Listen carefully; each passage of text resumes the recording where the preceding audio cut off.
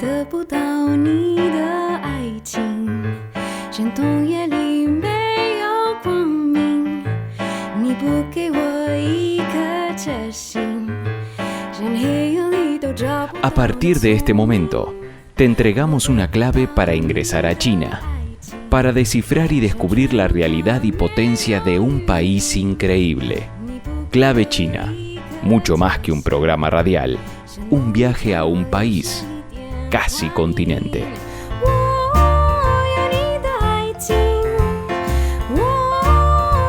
Hola, ¿cómo están en este último fin de semana del mes de febrero? Hoy quizás por todo lo transcurrido en la semana recordé a Mafalda, esa niñita que invitó a niños y adultos a reflexionar sobre la realidad. Personaje creado, como conocemos muy bien aquí en Argentina y en muchos países del mundo, por Quino, el famoso y ya fallecido dibujante argentino, mendocino él. Y sí, vino a mí una frase: paren el mundo que me quiero bajar, pedía Mafalda en varios idiomas, incluso en el chino, gracias a San Mao, escritora y traductora nacida en Taiwán. En una nueva escalada de Estados Unidos, luego de las acusaciones de espionaje por los globos que aparecieron en su espacio aéreo, que China desmintió categóricamente al calificarlos de globos espías, la República Popular China volvió a desmentir las afirmaciones de Estados Unidos sobre un supuesto envío de armas a Rusia y advirtió que no aceptará la presión norteamericana. Quien no para de proporcionar armas al campo de batalla es Estados Unidos, no China. Estados Unidos no está calificado para dar órdenes a nuestro país y nunca aceptaremos que Estados Unidos dicte o imponga cómo deben ser las relaciones chino-rusas. Expresó de esta manera el portavoz de Relaciones Exteriores, Wang Wenbin. Esto lo hizo en el marco de una conferencia de prensa y agregó que el gobierno de Xi Jinping no aceptará que Estados Unidos ejerza coerción y presión y que la posición de China sobre la crisis en Ucrania se puede resumir en una frase y es promover la paz y el diálogo. Es lo que está pidiendo la comunidad internacional.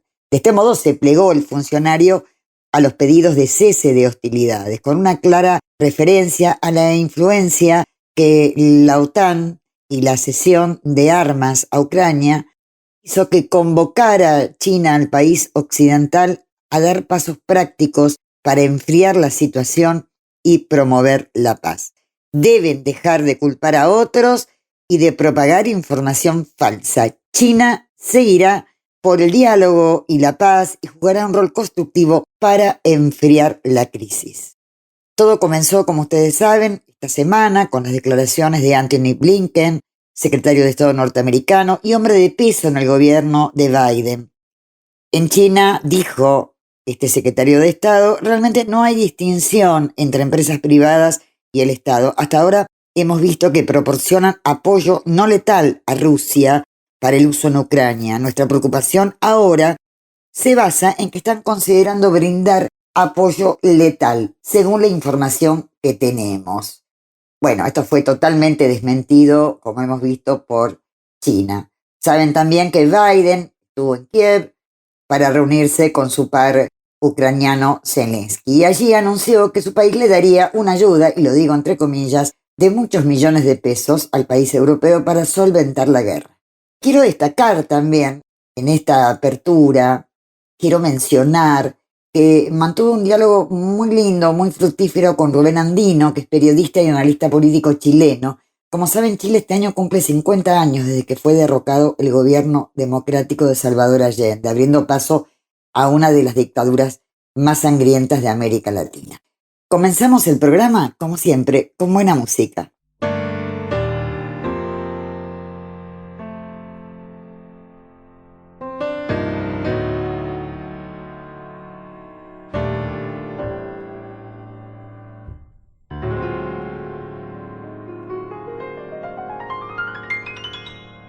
Clave China.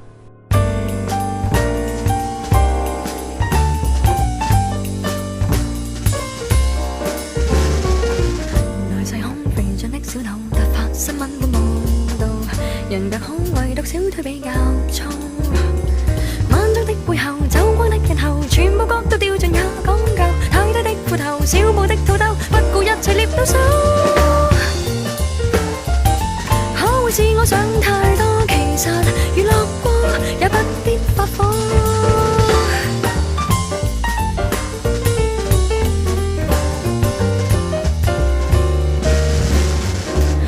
有空仍要追得到絕世出位的報導，誰拍拖誰又失身得太早，是非加轉謀，橋不必怕求，娛樂新聞怎會看得夠？每天都有仇，不理好與醜，真相虛構亦接受。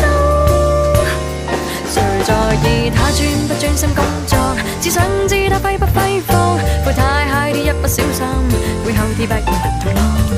新鮮出版的週刊，太多激爆的炒作，要令到大眾都開卷快樂。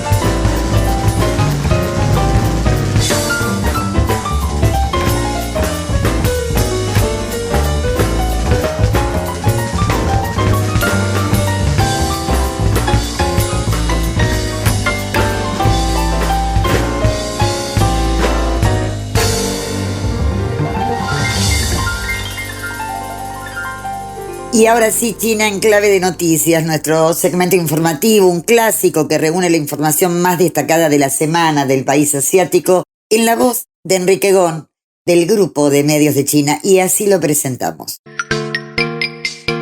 China en clave de noticias, los principales títulos de la semana. Hola amigos de Clave China, soy Enrique Gon, bienvenidos a China en clave de noticias. El mandatario chino Xi Jinping ordenó el 22 de febrero una misión de búsqueda y rescate urgente después de que gran parte de una mina a cielo abierto se derrumbara en la región autónoma de Mongolia Interior. El desastre tuvo lugar en la localidad de Al-Saleh Banner. El presidente chino pidió que no se escatimen esfuerzos en la búsqueda de los desaparecidos que permanecen sepultados para salvar a toda costa sus vidas, así como en el posterior tratamiento de los heridos. Hasta la fecha se ha confirmado la muerte de 4 personas, se ha activado una iniciativa de rescate de accidentes de primer nivel. China ha entrado en la nueva fase de prevención y control de COVID-19, que pasó a ser gestionada como enfermedad infecciosa de clase B, comunicó este jueves un portavoz de la Comisión Nacional de la Salud. El secretario general de la OTAN, Jens Stoltenberg, ha expresado su preocupación por la posibilidad de que China suministre armas a Rusia en medio de la crisis de Ucrania. El Ministerio de Relaciones Exteriores de China ha hecho hincapié en que China ha estado promoviendo activamente las conversaciones de paz entre las dos partes con una postura objetiva y justa, y recuerda que los países de la OTAN son la mayor fuente de armas que fluyen hacia Ucrania. En una conferencia de prensa regular en respuesta a una pregunta sobre las recientes declaraciones del secretario de Estado estadounidense Antony Blinken acerca de la cuestión del aerostato de China, Wang Wenbin, portavoz del Ministerio de Relaciones Exteriores chino, reiteró que Beijing ha dicho explícitamente a Washington en múltiples ocasiones que el ingreso de un aerostato no tripulado civil globo en el espacio aéreo estadounidense fue un evento completamente no intencionado, inesperado y aislado debido a causas de fuerza mayor. El panda gigante Eimei, junto con sus cachorros gemelos Aujin y Doujin, nacidos en Japón, llegaron este miércoles por la noche a su hogar en la provincia suroccidental china de Sichuan. Los animales permanecerán en cuarentena durante un mes en la base de investigación de crías de panda gigantes de Chengdu. Con una edad equivalente a humanos a 90 años, Eimei era el oso panda de mayor edad que vivía en Japón y ha engendrado un total de 16 cachorros. Antes de su llegada, la panda gigante hembra Xiangxiang, nacida en Japón, regresó en martes a China. El 85,6% de los encuestados en un sondeo realizado en 20 países de todo el mundo se mostró muy de acuerdo con la iniciativa para la seguridad global propuesta por China. La cifra fue de 90,4% entre los encuestados provenientes de los países en vías de desarrollo. El Año Nuevo tibetano, la fiesta más importante del calendario tibetano, cae este martes 21 de febrero de este año, casi un mes después de la fiesta de la primavera. Desde la tarde del lunes y durante toda la noche, los fuegos artificiales y las bengalas estallaron, brillaron e iluminaron el cielo de Lhasa, capital de la región autónoma de Tíbet, China. La celebración suele comenzar el primer día del primer mes del calendario tibetano y termina al cabo de 15 días. China envió este jueves un nuevo satélite de comunicación en órbita desde el centro de lanzamiento de satélites de Xichang, en la provincia suroccidental de Sichuan. El satélite proporcionará principalmente servicio de acceso de banda ancha de alta velocidad para terminales fijas, así como terminales montadas en vehículos a bordo de buques y aéreas. El lanzamiento marca la misión número 463 de la serie de cohetes portadores Gran Marcha. Amigos, así son las noticias más interesantes e importantes de China durante la semana. Soy Enrique Con. Hasta la próxima en China en clave de noticias.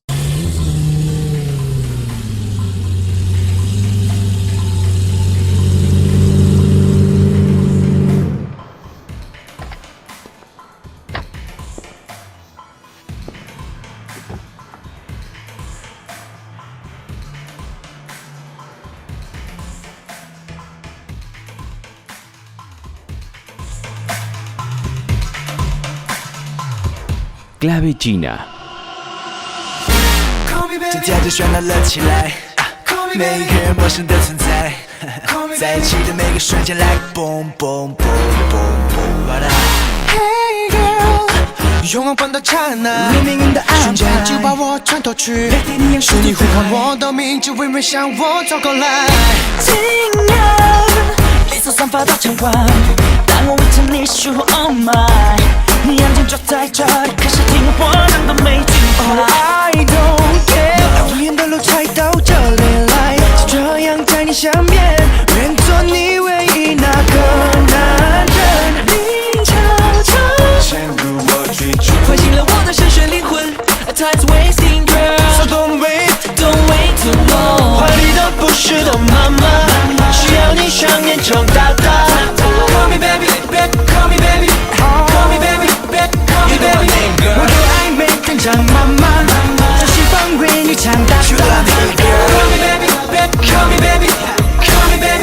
叫自己的心 Come girl， 是你让我成为我自己，在我世界只有 You're the one You're the one， 华丽的不是当妈妈，需要你双眼睁大大。Call me baby call me baby call me baby call me baby call me girl baby girl， 无数的谈心之中，你不理他们的流言，远对于我充满询问，从而慢慢变心，慢慢离开我。你是我唯一唯一，紧紧地握住我手就管理的不是的妈妈，需要你双眼睁大大。Call me baby call me baby call me baby call me baby， 我的暧昧天降妈妈，专心发为你唱大大。Call me baby call me baby call me baby call me baby， 瞬间黑暗迷宫里面的在无际黑暗耳边传来你唤醒我的声音，我就是因你而重生。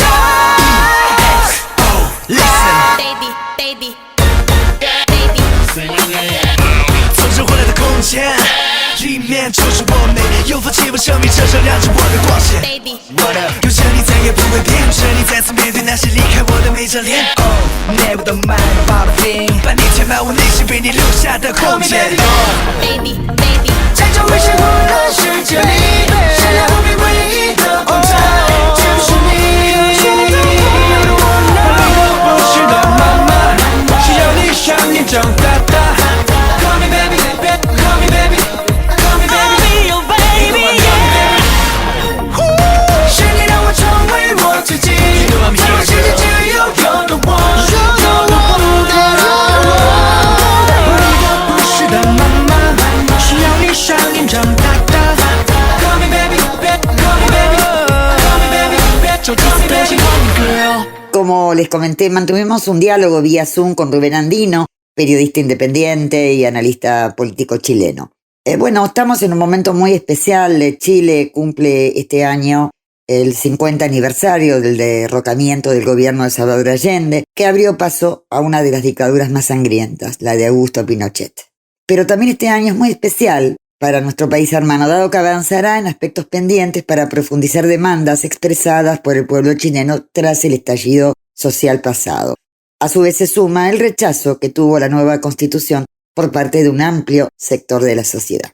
Les aclaro que hemos tenido algunos inconvenientes técnicos, internet no está funcionando bien y posiblemente en algunos tramos de la conversación se encuentra un tanto comprometida por esta dificultad. Pero vamos ya a la charla mantenida con Rubén. Bueno, Rubén, un gusto contar contigo aquí en Clave China y dialogar sobre la actualidad de uno de los países más importantes de Latinoamérica, que es Chile.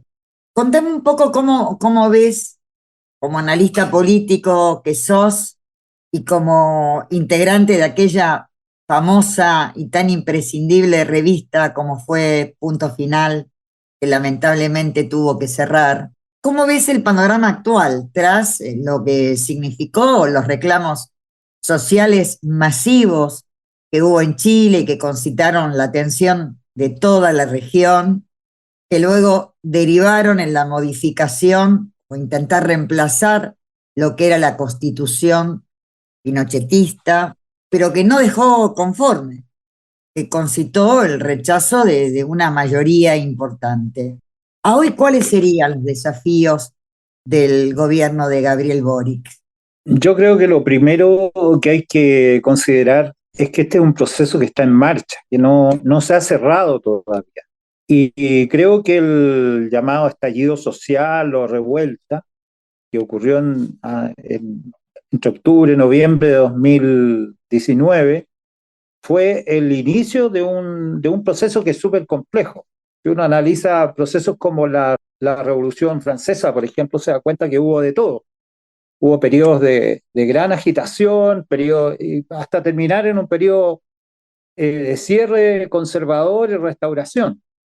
Entonces lo mismo pasa en todos estos procesos políticos, donde la revuelta es una demostración simplemente de descontento social frente a un modelo, en este caso como el modelo neoliberal, con todas sus desigualdades y anomalías, digamos, en todos los ámbitos, incluyendo, por ejemplo, el medioambiental, el social, el político, con todas estas distorsiones que se producen, donde no necesariamente los pueblos actúan por conciencia política, sino más bien por razones de descontento. Entonces, a partir de ahí, uno puede o tiene que empezar a desenredar esta madeja y darse cuenta que ningún proceso es lineal y que hay avances y retrocesos. Y nosotros estábamos acostumbrados desde prácticamente 2010 a tener puros avances y no tener retrocesos. La generación que hoy día gobierna, con la cual yo también me identifico, a pesar de que tengo muchos más años que ellos, es una generación que prácticamente no había sufrido ninguna derrota. Entonces, hoy día, la primera derrota, que es muy brutal, se produce justamente en el cierre del proceso constituyente y fruto de una serie de circunstancias entre las cuales están los propios errores cometidos, digamos, por quienes condujeron este proceso en su etapa inicial. También hay que considerar que Chile, por ejemplo, es un país donde la comunicación social está absolutamente dominada por los poderes conservadores e imperialistas, ¿ya? Y donde prácticamente no existe un contrapeso. Incluso en las redes sociales, nosotros sabemos ya el efecto del Big Data, de todas estas nuevas tecnologías, digamos, que han sido utilizadas publicitariamente, donde se aprovechan, digamos, para construir opinión pública, ¿ya? Y todo eso se utilizó también como herramienta y la derecha logró recomponerse y logró también revertir parcialmente este proceso, o al menos logró infligir una derrota, digamos, al movimiento de reforma y cambio social. Eh, Eso ocurre también después de haber sido elegido Gabriel Boric, lo cual viene a demostrar lo precaria que ha sido este triunfo de Gabriel Boric. Hay un Gabriel Boric de la primera vuelta y un Gabriel Boric de la segunda vuelta electoral. Y, y eso también hay que considerarlo. El Boric de la primera vuelta llegó segundo en la elección después del candidato de la ultraderecha, que era Kast. Y para revertir esa derrota parcial y lograr que Boris fuera presidente, hubo que hacer alianzas políticas con candidaturas que fueron derrotadas, en este caso la candidatura de la ex Concertación y otras candidaturas intermedias. Entonces, ya el programa de Boris, que era un programa muy avanzado, tuvo que amarillarse bastante, digamos, para conseguir estos acuerdos políticos que llevaron a Boric a la presidencia. Entonces, ahí hay varios factores que explican lo que está ocurriendo en Chile y lo que ha ocurrido.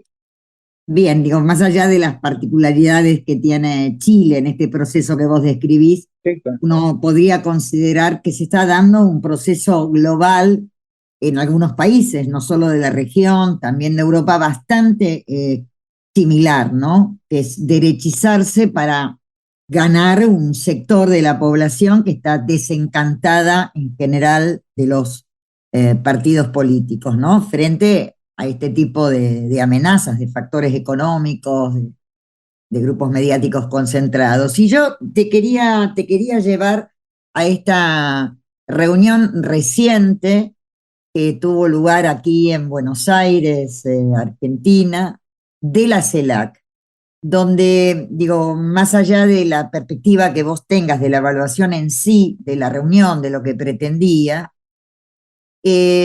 también fue un encuentro que tradujo estas tensiones geopolíticas que vamos viviendo diferentes países de Latinoamérica, ¿no? Quisiera que vos me des tu opinión y el análisis que te surgió de esta reunión.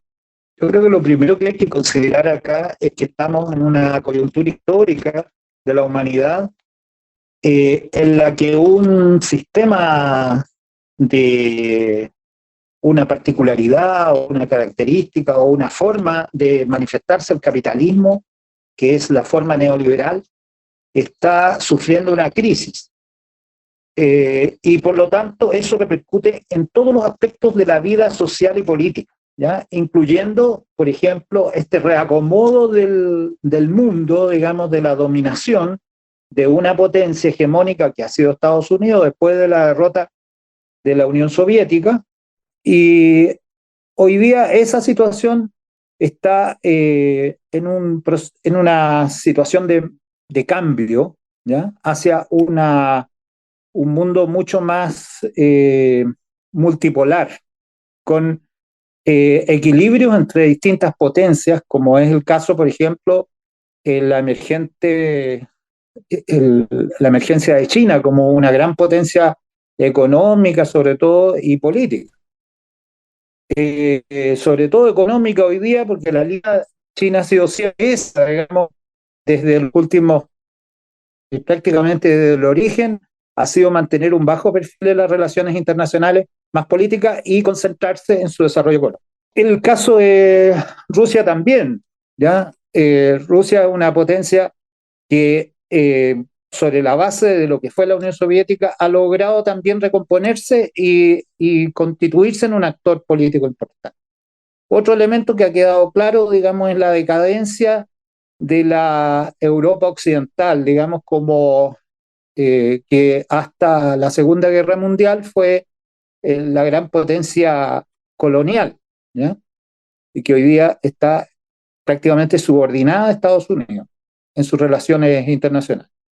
Entonces, todos esos elementos hay que considerarlos antes para ver lo que significa hoy día América Latina. América Latina es un continente emergente con las grandes riquezas naturales, incluyendo, por ejemplo, el agua, el cobre, el petróleo. El litio. Tiene una infinidad de materias primas, digamos, como por el litio, que hoy día son parte, o sea, son un atractivo para cualquier potencia hegemónica. Y lamentablemente en América Latina yo creo que hemos tenido la incapacidad de constituirnos en un bloque, ¿ya? Entonces, yo creo que lo primero que hay que celebrar es que se haga CELAC. ¿Y cómo se hace? ¿Ya? Que exista CELAC ya es un avance tremendo, y lo mismo sucede también si consideramos que hoy día la mayoría de los gobiernos que existen en nuestro continente latinoamericano, subcontinente latinoamericano, son gobiernos progresistas, ya que no son gobiernos de derecha y por lo tanto son gobiernos que de alguna manera son críticos a este modelo y a esta forma de expresión del capitalismo contemporáneo. Entonces, viendo eso, yo creo que ya de por sí que se haga la reunión es un elemento fundamental. Ahora, esto lógicamente genera en Estados Unidos principalmente inquietud, ¿ya? Y por eso hay que considerar estas declaraciones que hace en el mismo contexto de CELAC la general Laura Richardson, Sí, la encargada del Comando Sur de Estados Unidos, donde pone de alguna manera cuáles son los intereses norteamericanos en todo este proceso. Y en esto también hay que considerar a China como un actor muy importante. La relación, por ejemplo, de Chile con China es de larga data, tiene las relaciones desde el año 1970 que se establecen relaciones con el gobierno de Salvador Allende, establece relaciones con la República Popular China, han sido continuas, han sido buenas, incluyendo el periodo de la dictadura. Pinochet y la República Popular China mantuvieron siempre relaciones diplomáticas y las mejores relaciones, pese a que las diferencias ideológicas que había, digamos, entre los dos sistemas y régimen. Entonces, eso ha sido fortalecido en democracia. Chile fue un país que que propuso, digamos, el ingreso de China a la OCDE, por ejemplo, a la Organización Mundial de Comercio. Chile fue el primer país en reconocer la economía de mercado a China como una economía de mercado. El primer país que suscribe un acuerdo de libre comercio con China fue Chile. Entonces, y eso es hoy día una situación que no solo existe con Chile, sino que también existe con Argentina, también existe con Brasil y prácticamente con todos los países latinoamericanos. ¿Para qué decir, por ejemplo, Venezuela, Bolivia, que están mucho más cerca desde el punto de vista de ideas respecto a lo que y con mayores conflictos con Estados Unidos respecto a China? Antes de seguir dialogando con Rubén Andino de Chile, vamos a nuestra pauta comercial.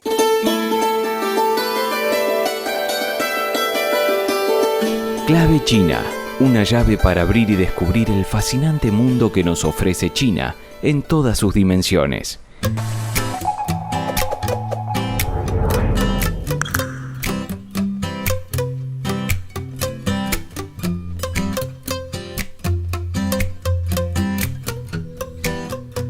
Clave China. 我最喜欢你换我 Señorita， 我今晚就想要你跟我回家，一见到你就呜啦啦啦，中毒啦啦啦，我离不开你，一定要带你回家。来到迈阿密，夏天却还是下着雨，汗流着满地，第一眼见到你就呜啦啦啦。It's true, la la la, yeah, no。 浪漫的夜晚，月光下一起跳着舞，模糊的日出，他就是我的另一半，啦啦啦。好想要啦啦啦， yeah。 我最喜欢你换我 Señorita， 我今晚就想要你跟我回家，一见到你就啦啦啦，中毒啦啦啦，我离不开你，我最喜欢你换我 Señorita， 多希望今天晚上还去你家，一见到你就啦啦啦，中毒啦啦啦，我离不开你，一定要带你回家。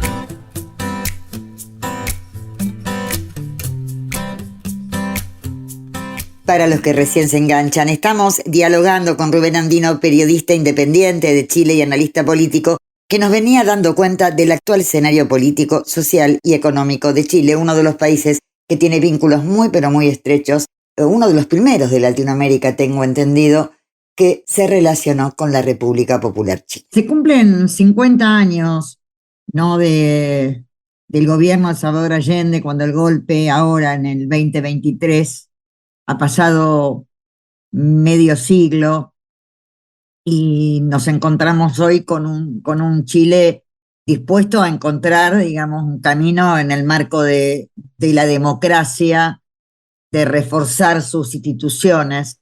Pero lo que vemos, y no hablo solamente de Chile, es que en general estas democracias que vos calificabas de progresistas están atravesadas de muchísimas debilidades y no siempre pueden llevar adelante políticas distributivas o no pueden lograr justamente neutralizar a los sectores más concentrados de la economía, digamos. Hay una idea política, pero hay a veces proyectos económicos que suelen darse de patadas, muchas veces con los intereses que se anuncian políticamente, ¿no?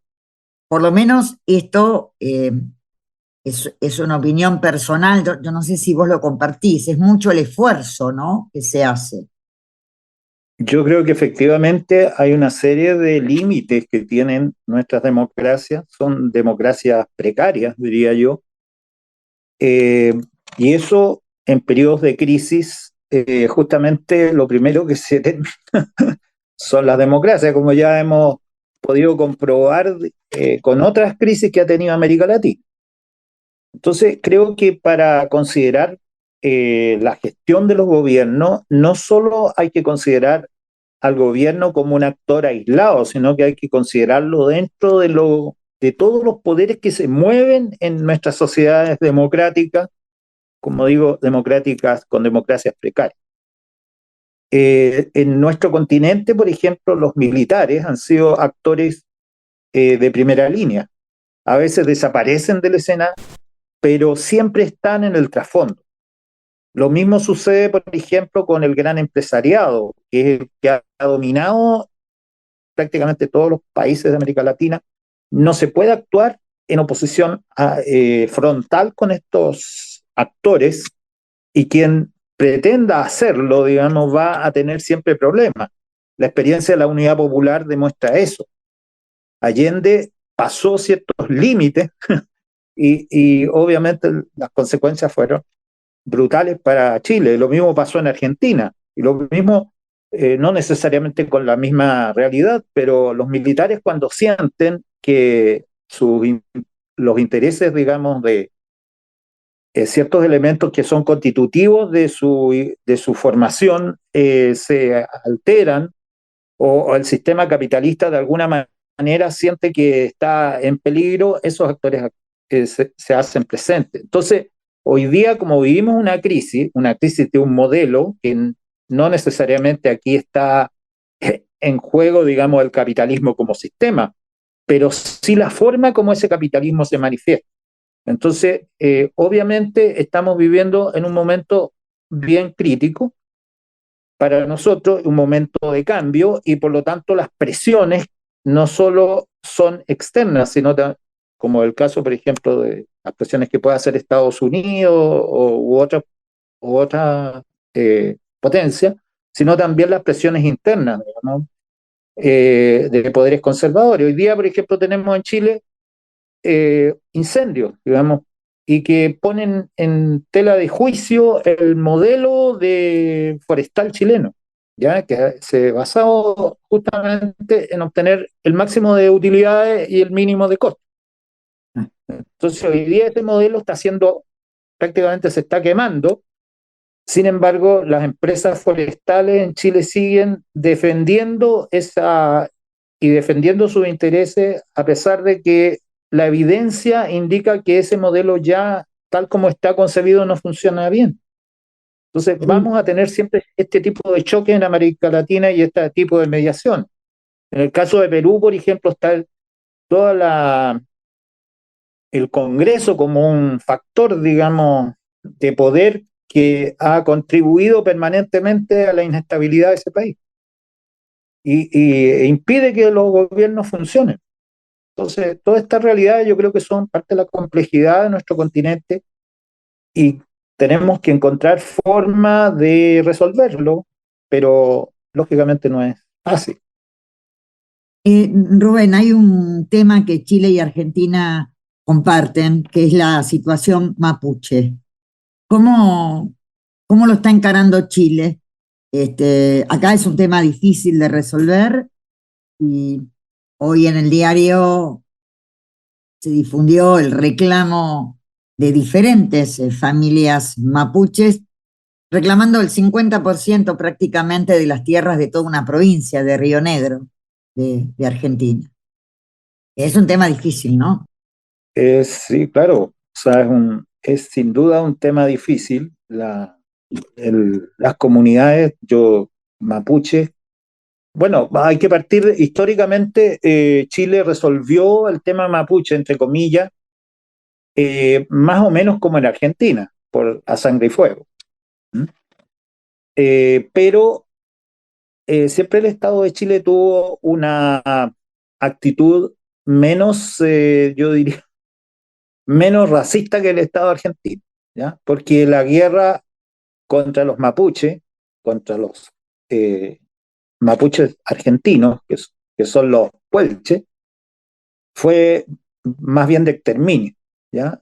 La fase de exterminio en la guerra de lo que se llama la pacificación de la Araucanía en Chile fue menos violenta, pero el despojo ocurrió en ambos lados, con la diferencia también de que los mapuches chilenos eran mucho más territoriales, eran más bien sedentarios en cierto sentido, practicaron agricultura de autosubsistencia, a diferencia de los mapuches del lado argentino, que eran más bien nómadas, ¿ya?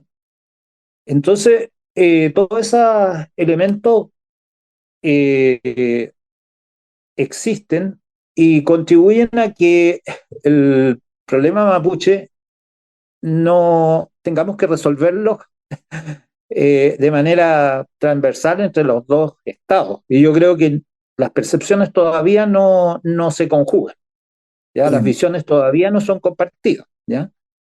O Tiago, sea, por ejemplo, un ejemplo, hace poco alguien mencionó, una ministra chilena mencionó el Walmapu como concepto, y eso generó una reacción argentina, del gobierno argentino, que no reconoce esta idea del Walmap, que acá en Chile de alguna manera ya está instalada. Es decir, que existió un territorio, o que existe todavía incluso como idea el territorio mapuche. Ahora, obviamente en este siglo XXI es muy difícil retrotraer la situación, digamos, a su condición anterior. O sea, las cosas están como están, y esto no ha pasado por primera vez en la humanidad, digamos. Las eh, migraciones voluntarias o forzadas de los pueblos han existido desde que existe la humanidad, por lo tanto, la historia hay que enfrentarla en el presente y no solamente en el pasado, aunque considerando el pasado, pero yo creo que es un tema que los dos gobiernos tienen pendiente y que tienen que entrar a resolver de manera colectiva. O sea, yo creo que esto debería ser parte de la agenda de los gobiernos de Chile y de Argentina, hoy día, de estos mismos gobiernos progresistas, que se dicen como progresistas. quiero que me aclares un poco esta visita fugaz que hizo el canciller alemán Schulz a Chile y también a Brasil. ¿Cuál era el sentido de esta visita? Hubo trascendidos de todo tipo, pero no sé qué lectura haces vos para Bueno, aclarar. primero fue una visita muy sorpresiva, o sea, no hubo mucho anticipo, fue de un día hacia otro, digamos, y apareció el canciller casi de la nada acá en Chile, un país que está en el borde del planeta, y supongo que el canciller Scholz tiene problemas bastante mayores que resolver en Europa, en su propio país. Hoy día, digamos, Alemania es un país clave en la guerra de Ucrania, clave en todos sentidos, históricamente o por elementos incluso del presente. Y yo creo que es imposible pensar que el canciller solo venía a resolver un problema puntual de Colonia Dignidad, que es lo que se esgrimió públicamente. Chile es el país que tiene más tanques Leopard, dos. Después de los países europeos, Chile es el que tiene más. No me recuerdo en este minuto, creo que son como 30, ¿ya? Los que se declaran. Entonces, es evidente que una de las razones pudo ser el tema militar. Cuesta pensar que no sea ese.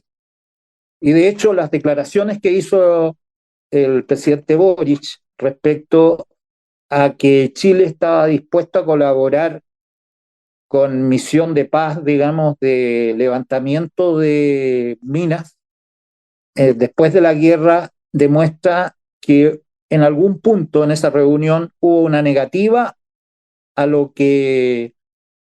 cierto planteamiento que debe haber hecho el canciller alemán, Scholz.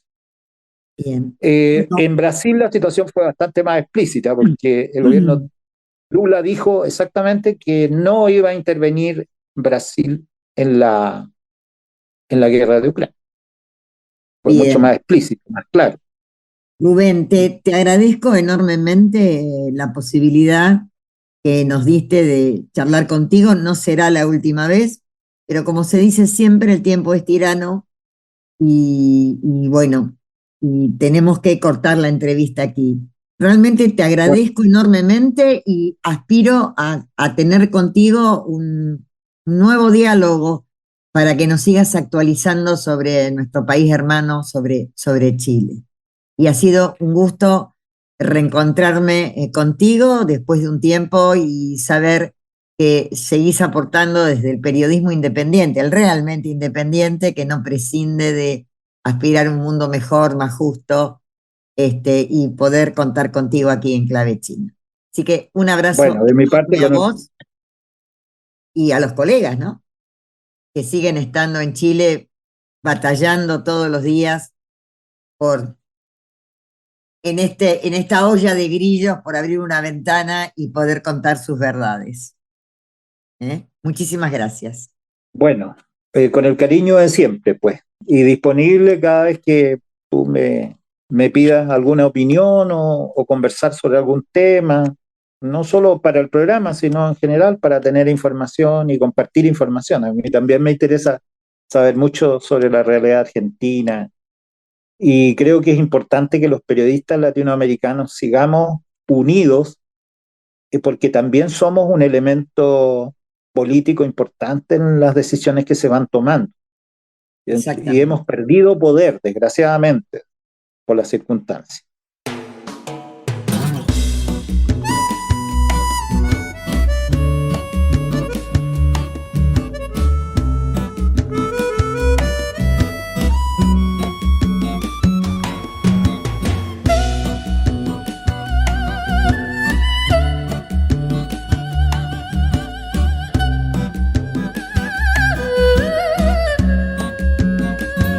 Clave China. 像一阵细雨洒落我心底，那感觉如此神秘。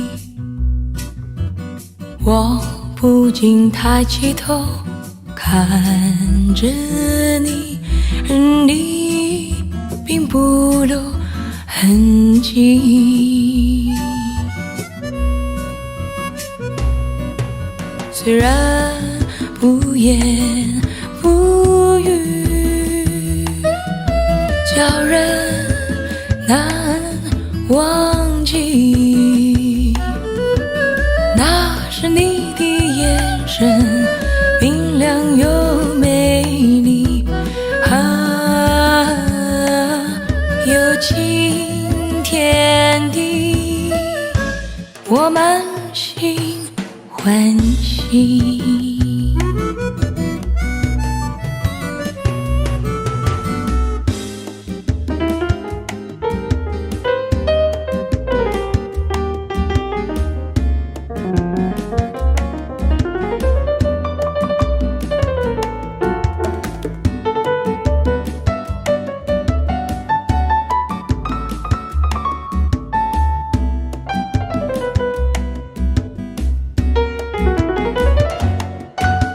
像一阵细雨洒落我心底，那感觉如此神秘。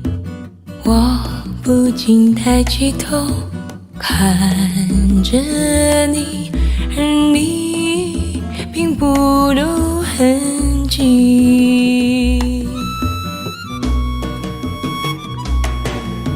虽然不言不语，叫人难忘记。那是你的眼神，明亮又美丽，有晴天地，我满心欢喜。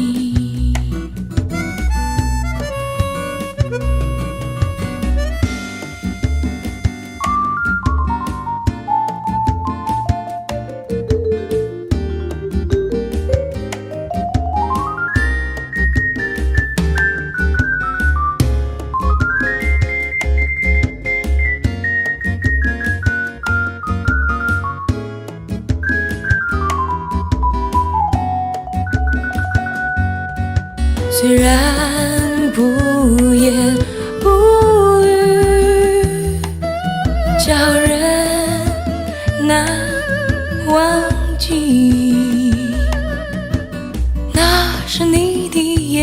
神，明亮又美丽。有情天地，我满心欢喜。